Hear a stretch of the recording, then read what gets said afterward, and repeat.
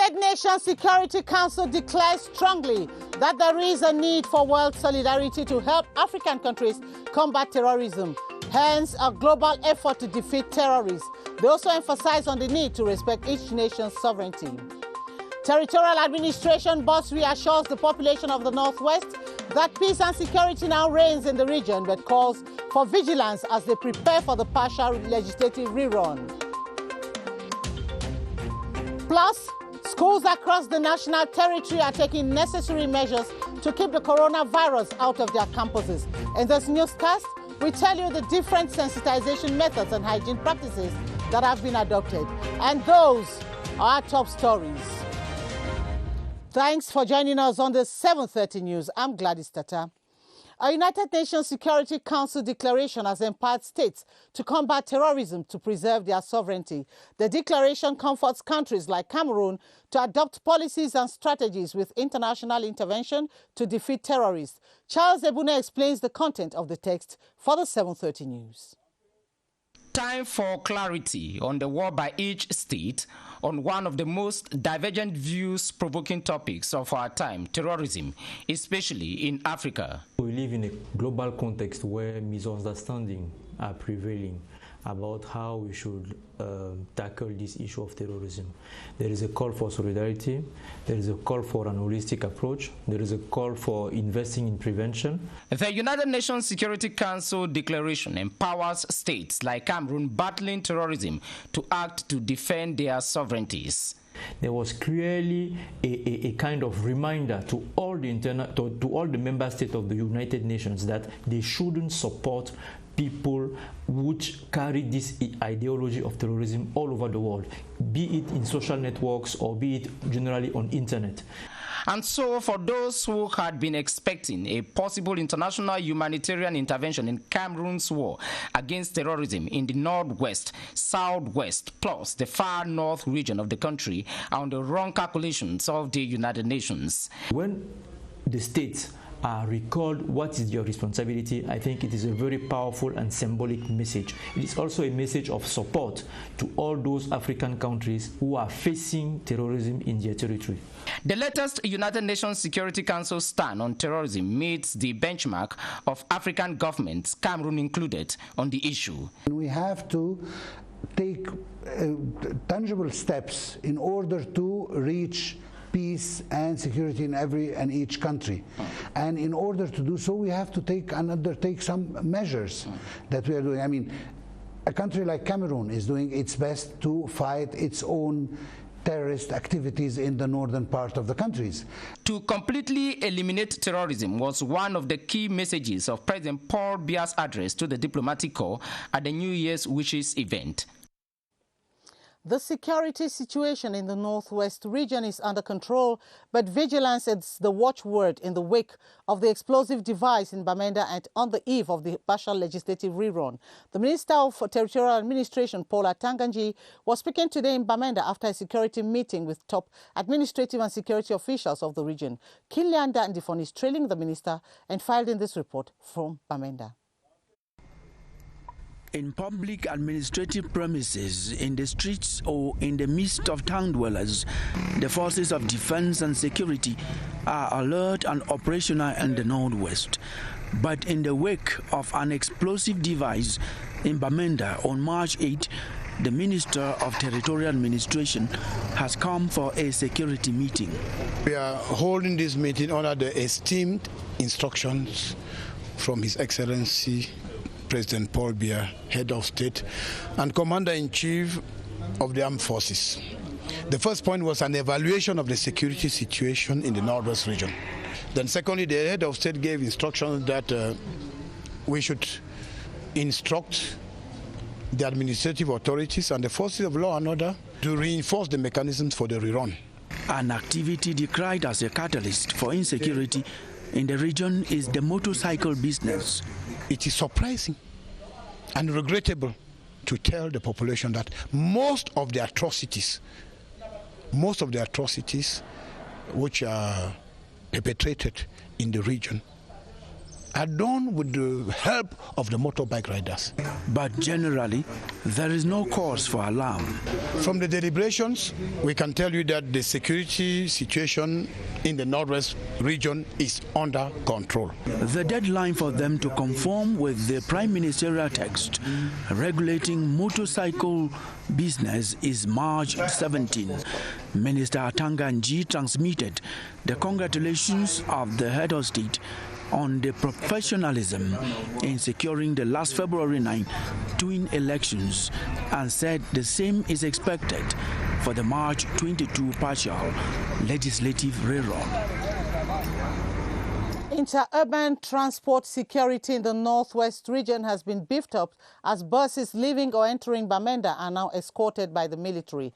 This is the initiative of the Senior Divisional Officer for MESAM, Simon Emil Moe. Details with Julius Neba from our Northwest Bureau. In the communique signed on the 11th of March, the SDO for MESAM stipulates that all buses of travel agencies to leave Bamenda are to assemble at the custom junction by 9 a.m. for those to travel in the morning and 6 p.m. for those to travel at night, from where they will be escorted out of the region by the military. For buses entering the Northwest, they are expected to assemble at Matazim by 6 a.m. for those arriving in the morning and 5 p.m. for those entering Bamenda in the evening, still to be escorted by the forces of law and order. On the 29th February, a bus of MESAM was destroyed around Santa and put into ashes by criminals, and that is, I think, the 15 bus which received that type of damage. The move by the senior administrative officer is therefore intended to put in place a coordinated security strategy in a bid to prevent any further attack on the travel agency buses while safeguarding the lives of those entering or going out of the Northwest region. Some inhabitants of Abakwa town have already started praising the decision. So right now I'm very comfortable because I'm traveling from Bamenda to Bafusam. I'm sure that with the decision I'm very, very secure. So I can only say thank you. Simon Emil Moe has called on the collaboration of all stakeholders to ensure continuous implementation of the decision in an effort to ensure the success of the move.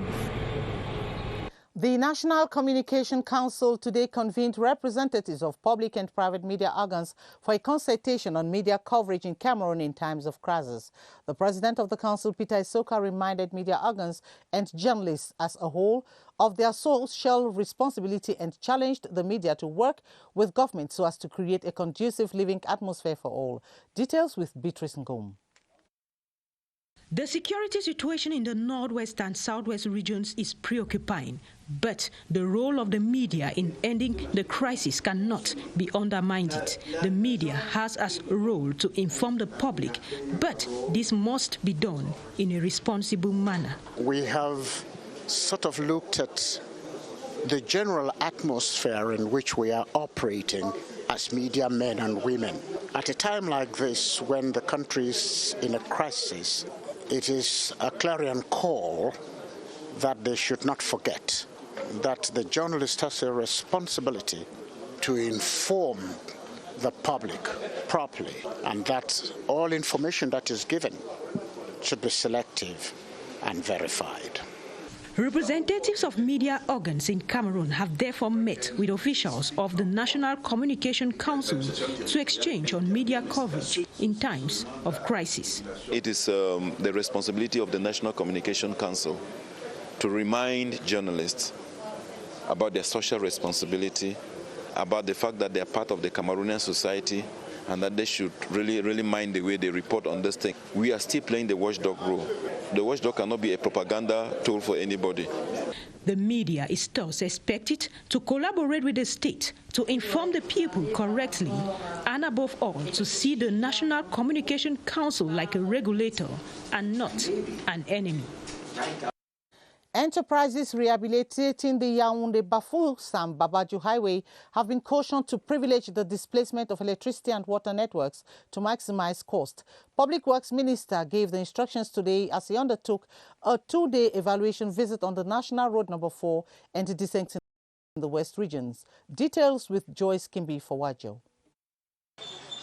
Scrubbing worn-out tar to rehabilitate the road, mounting carpets to reinforce construction foundation, the Minister of Public Works was on site as early as 8:20 a.m. to evaluate work done and contain any hindrances. Yaoundé-Kalong, Lot 1, work is at 66% executed, with a crossover previewed at Obala Roundabout. Kalong-Tonga, who is Lot 2, work is at 68%. But will this be completed on time? Meeting the deadline, it means we have to put more effort, put more equipment to work this difficult area, and if possible, enable us to double our team so that we can meet the deadline. But it's extremely difficult because with the approaching of the rainy season, it's extremely difficult for us to meet the deadline. After listening to the challenges, the Minister of Public Works cautioned the enterprises to better manage the displacement of electricity and water networks to make economy of 5 billion CFA francs, previously set aside for that, this to construct communal roads. The principal activities here is agriculture. Yes, and when they give us 9 kilometers of route, it is very good for the people of Makindye. The supervision team, headed by Minister Nganu Njumesi, went across Lot 3 from Tonga-Bafoussam-Babadjou, where construction is slowly picking up. But the good news is that Sojia Satom has resumed work on the Babadjou-Bamenda, this from the Babadjou stretch. The energy supply company, NAO, has begun displacing the electric poles implanted along the project site of extension works at the east entrance to Douala. This follows an instruction of Public Works Minister Emmanuel Nganu Jumesi, giving the company 72 hours to uproot the poles that have been causing a go-slow for the project contractors. Alphonse Abongwa Achu reports from CRTV Littoral in Douala. The last time Minister Emmanuel Nganu Jumesi visited the extension works on the east entrance to Douala, he left embittered with the Chinese firm that was executing the project at snail pace. The outcome was a total handover of the project to Canadian company McGill with a more serious eye on deadline. He and his team revisited the site close to 4 months after to measure the progress of works with the new contractor. The observations have changed from those of the last visit. Works are progressing conveniently. The McGill enterprise has the task to fluidify traffic during the Chan and to finalize the current section between first phase of the east entrance and the Dibamba by the end of November 2020. Excavation works along the two sides of the close to 10-kilometer stretch are advanced to over 70%, and families along the streets have been indemnified. However, some major hitches still engender a go-slow on the project. We met too many culverts and too many problems of drainage because we have to solve also the problem of the rainy season. Minister Nganu Jumesi has given 72 hours to Enyo to displace via electric poles still planted on the work site to facilitate the project. He also recommends that McGill works both day and night, given the constraints of deadline ahead of Shan 2020 and AFCA. Agriculture tools and fertilizers have been handed to a cooperative of rural women from 3 regions in Melong of the Littoral region by Agriculture and Rural Development Minister Gabriel Bairobe. This was during a working visit to the Mongo, where the minister also visited some farmers' association, cooperatives and large-scale farms around the Mongo. Dixon Ashu trailed Minister Bairobe and reports that he announced a government program is underway to accompany coffee farmers in the country.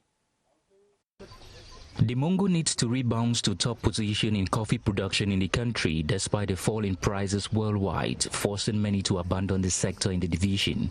Hope lies in the Sinégie Nord-Sud coffee factory in Kongsamba, where besides taking a sip to confirm quality, Minister Mbairobi of Agriculture and Rural Development tells cultivators that the government is soon to launch a project to encourage coffee farming in the country. The famous Penja white pepper of international repute is a pride to the Mongo division. A few local initiative groups and farmers' cooperatives are putting in serious concerns to sustaining the agricultural heritage. Many of them look forward to doubling or tripling their production capacity in a few years. Some farmers' cooperatives are also boosting the mass production and transformation of cocoa, pineapples and other fruits particular to the division. For sustainability, they have asked the minister for more assistance, especially in acquiring suitable tools and transformation equipment, since export and conservation is part of the chain initiative. Banana production too has to be encouraged in the Mongo, given that the security stakes in the southwest has dealt a crushing blow on the CDC. While a relaunch is imminent, agricultural research centers and nursery farms like this in Buruku, visited by the minister, promises to reshoot in the production of not only banana and plantain seedlings, but foster cassava, maize and avocado production to be served on odd seasons. As part of encouragement to the local initiative groups and cooperatives, Minister Mbairobi offers farming equipment and fertilizers to a cooperative that assembles rural women from the littoral southwest and west regions. 9 cooperatives visited in total in a one-day walking visit to the Mongo, wherein Minister Mbairobi of Agriculture and Rural Development has also called on the farmers to try a hand in animal industry. Schools in the nation's capital are arming up to bar the way to the coronavirus, for which 2 cases have been confirmed in the country already. Prevention tips are taught at lessons in schools, infirmaries have occupied detection kits, and strict hygiene rules are being respected in school premises. Rainatu Sali went assessing how schools are becoming hostile to this new virus that is fast threatening to asphyxiate the global community. Her report. Schools in Yaoundé have set up barriers to the coronavirus. In this opposite class, for instance, students wear the shoes of their teachers to dish out tips on how to avoid the disease. It tells of how much they have assimilated lessons against the spreading virus. So you don't have to greet your classmate with your hand. You don't have to talk too close, because when you are talking, you are exchanging air. You are cleaning your hands every few minutes. When you are sick, you have to wear a mask to prevent the other from getting the bacteria. In this lower class with much younger students, a different approach is used. Kids wear masks to arm against the new virus. I wear this mask for protect myself from the coronavirus. Students have been taught to develop the habit of washing hands, avoiding handshakes and coughing at a safe distance. So we verify that the students do not play in giving each other hands. We advise them to regularly wash their hands, to cough within their elbow as we were advised. School infirmaries have acquired face masks and thermometers. Any child who comes here coughing is sent home with a face mask, no matter the seriousness of the cough. We equally take their temperatures. Aside from the preventive measures, school authorities are careful not to sow a scare on the school premises. Senior executives of Cameroon's Employers Union, GCAM, say they are looking forward to working with different administrations to come up with measures aimed at enabling the private sector better handle the coronavirus outbreak. They had a chat on this during an audience with the Minister of Finance, Louis-Paul Motaze. Their conversation also focused on enabling local industries improve their production and commercial standards. And the linguists say the ability to speak English and French by Cameroonians, as the law on bilingualism stipulates, provides an opportunity for cultural integration and social cohesion among the 250 ethnic groups in the country. According to them, the 2 official languages can help to sell the Cameroonian culture to the globe as it eases communication and interaction with others. Emmanuel Avemnui reports. With the law reinforcing bilingualism now in place, Cameroonians think the mastery of English and French can push forward their cultural identity. How exactly they think speaking officially English and French eases exchange among peoples of different cultures who in the process are able to share, promote and encourage the growth of each other's tenets. To be a world citizen today, you must speak global languages like French, like English. Our people, our children must learn and use those means to be strong and to be opened. When there is feedback after communication, conflicts which may arise from the misunderstanding of one's way of life and beliefs due to cultural barriers are avoided. Experts push the equally advanced that thus gives room for social growth and peace. Sur le plan de notre diversité culturelle. Our cultural diversity and cultures are mostly known in our villages and rural settings, but through the use of English and French, people are able to take them globally through communication. Speaking English and French by Cameroonians to linguists is a historic advantage which should help bind the country culturally speaking than divide. Over in the Northwest region, the CPDM has officially launched its campaigns for the March 22 legislative election rerun in 10 constituencies in the Northwest region. Speaking at the campaign launch this evening in Bamenda, the CPDM campaign team leader for the Northwest region, Philemon Yang, challenged party officials to work hard to confirm and consolidate their victory registered last February. Details with our Northwest Bureau correspondent, Ngoninge Shwaibu Shari. It was a hectic atmosphere at the Bamenda Congress Hall, where CPDM supporters came out in their numbers for the launch of campaigns for the March 22nd legislative election rerun. Among the party supporters were the various divisional campaign team leaders, including those whose divisions are not involved in the election rerun, a veritable sign of solidarity with those concerned. Addressing the party supporters, the CPDM campaign team leader for the Northwest region, Philemon Yang, enjoined them to swing into action and win again, as they did on February 9. His call did not fall on deaf ears, as party officials in the constituencies involved pledged their readiness for the political battle. Santa is confident of himself. Santa has been working all around the clock. We had a wonderful victory. We worked very hard to earn that victory. This time we are going to go back to confirm that victory and even do better than what we did. We are going back now more determined than before, and we are going to make more votes than before. The 10 constituencies concerned with the election rerun in the Northwest region are found in Meza, Momo, Mencho, and Bui divisions. The Upper Plateau will not serve as a gateway for civil disobedience launched by the Cameroon Renaissance Movement party officials, according to some women regrouped under an association dubbed Flamme d'Amour, spearheaded by Honorable Chebu Kamden Fotso Fotsing. They advised the population to stay away from such acts and embrace peace, especially at a time the country is going through trial moments. Details with Kelvin Nembo from Bafoussam. In an atmosphere of relaxation and gaiety last March 8, during celebrations to mark the Women's Day, members of the association Femme d'Amour seized the occasion to call on all Cameroonians living in the diaspora and at home to put aside all their differences, work as one man to build a more just, peaceful and developed Cameroon. Shortly after the march passed, the women actively took part in an educational talk on women's role as crusaders for peace. Through their leader, they reaffirmed their engagement to rally behind President Paul Biya, call on all Cameroonians to stand against civil disobedience. Some people like to bring disorder in our country.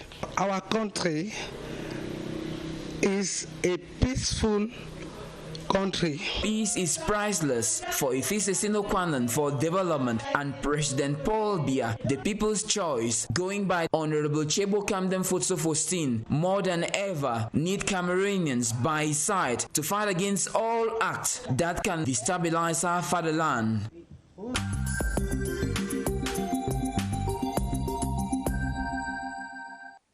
The World Health Organization has officially declared the outbreak of COVID-19 a pandemic after the disease spread to more than 100 countries and led to the death of tens of thousands of cases within a few months.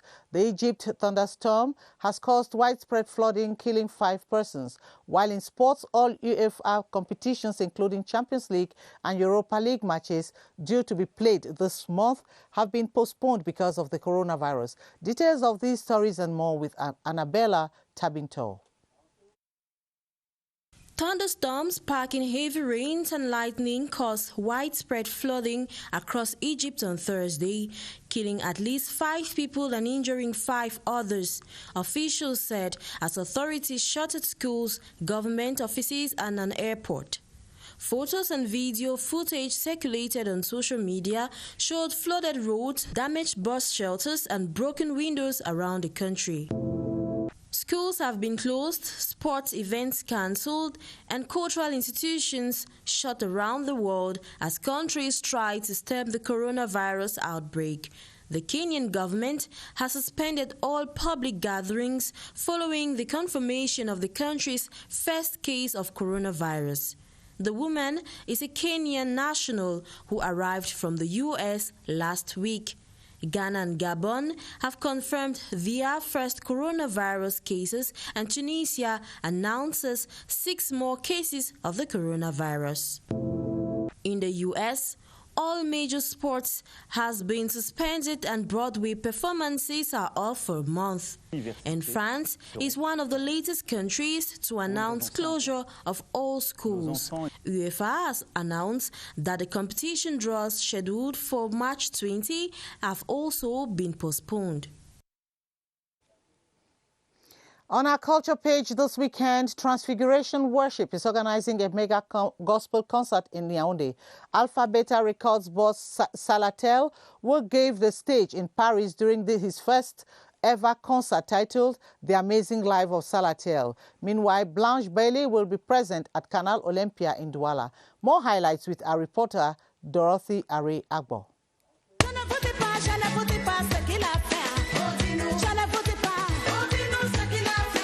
Start your weekend celebrations with the Transfiguration Worship Hour on Sunday, March 15 at Mistral Hall, Montejovans, as from 9 a.m. Take the rendezvous and make your Sunday a cosmic one. I woke up with a good vibe. Close my eyes and saw. And for the first time in Paris, Highman General Salatil will illuminate fans on March 14 during his concert titled The Amazing Life of Salatil. The hit maker will galvanize you all in a jovial mood from 7 p.m. Make it a date. Still on the beat,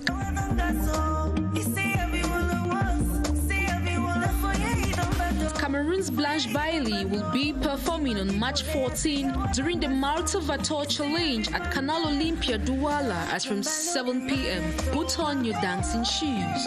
Why would you throw your life away for this silly little alien? Good time. He's my friend. Let's go! And on to cinema, Sonic the Hedgehog is speeding to theaters for a big screen adventure for the whole family. Rendezvous at Canal Olympia Yaoundé at 2 p.m. And yes, it's a Friday. The weekend has landed, so it's time to forget about work and tear it up. To do better, but that will require enough strength to conquer 2018 quarter-finalist Namibia. Having featured once in the Jamboree, the Brave Warriors stood their grounds among powerhouses 2 years ago in Morocco. They are poised to go beyond this time around. Last but not the least in the pool is Tanzania. The Taifa Stars will be making their comeback to the Shan 11 years after. They were eliminated in the first round in 2009 during their first ever participation. Although considered no names in the group, Tanzania may just be the superlative revelation in Limbe during the soccer fiesta.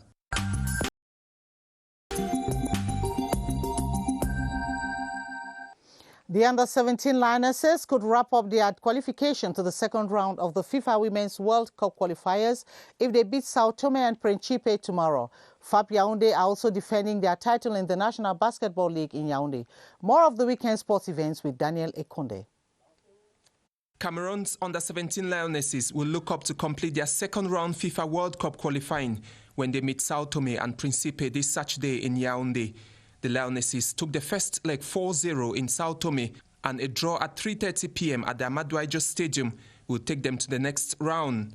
The under-17 FIFA Women's World Cup will be staged in November by India. This Saturday, Elite 2 leaders Ask of Douala will take a step forward to confirm themselves winners of the championship when they face AS Matelot in Limbe. At the CAF Excellence Center, FAP Yaoundé hosts Unisport of Bafang. All the games are counting for day 27 of the Elite 2. The weekend also sees the start of the Final Four of the National Basketball League. Reigning champions Overdose Yaoundé match up FAP in the women's division on day 2 on Saturday. Last year's men's winners FAP are up against Onyx Yaoundé also on Saturday. The 3-day hostility ends on Sunday with the return games to take place in Douala in a later date. Also this Saturday, the Regional Swimming and Rescue League in Littoral shall rally athletes in the sport to open the 2020 swimming season. It will take place at Sitesik, Bassa, Douala. And that's how we saw the 7:30 news. Thanks for watching. Atabadine Omar will be here at 8:30 for the news in French. I'll be glad to have you all back tomorrow, same time. Good night.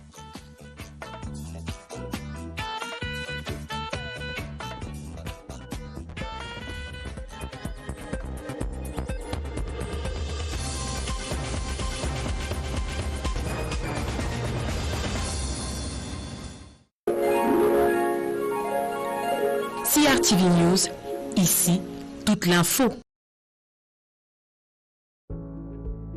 7 conseils pour se protéger contre le nouveau coronavirus. 1. Lavez-vous régulièrement les mains à l'eau et au savon ou à l'aide d'un gel hydroalcoolique. 2. Vous ressentez l'envie de tousser ou d'éternuer? Faites-le dans un mouchoir ou dans le creux de votre coude, puis lavez-vous les mains. 3. Restez à au moins 1 mètre de distance des autres personnes, surtout si elles toussent, éternuent ou ont de la fièvre. 4. Évitez de vous toucher les yeux, le nez et la bouche. 5. Évitez tout contact direct avec des animaux vivants. Et si cela est impossible, veillez à vous laver les mains après le contact. 6. Ne mangez pas de produits animaux crus ou mal cuits et lavez-vous les mains. Nettoyez les surfaces et les ustensiles après usage. 7. Si vous avez de la fièvre, de la toux ou des difficultés à respirer, consultez un médecin.